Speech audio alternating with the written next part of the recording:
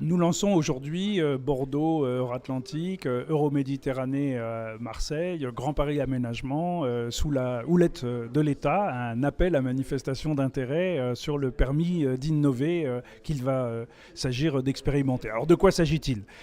Dans la loi Architecture et patrimoine, une ouverture a été donnée au monde de l'aménagement, de l'urbanisme, de l'architecture, qui consiste tout simplement à dire une chose simple.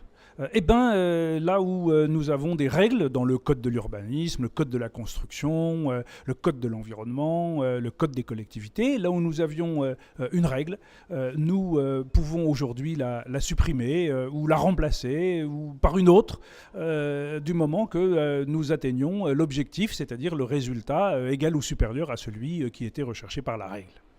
Et nous avons décidé de lancer un appel à manifestation d'intérêt à l'ensemble des acteurs, aux architectes, aux maîtres d'œuvre, aux urbanistes, aux start-upers, aux créateurs, aux bureaux d'études, en leur disant, bon voilà, quels sont les sujets sur lesquels il est possible de déroger à la règle, sur lesquels il est possible d'innover, quelles sont les propositions, quelles sont les solutions que vous nous proposez pour atteindre le même objectif que celui fixé par la loi, mais en dérogeant à la règle. Et si vous nous le proposez et que nous le retenons, alors nous vous proposons de vous mettre en contact avec un foncier, une opération d'aménagement, une parcelle, un opérateur, pour mettre en œuvre votre innovation.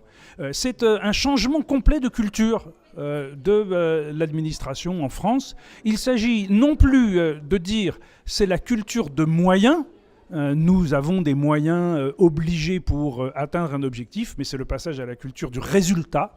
C'est le résultat qui compte et c'est vous les professionnels avec votre savoir-faire qui allait pouvoir nous proposer les solutions innovantes qui nous permettent d'atteindre le même résultat.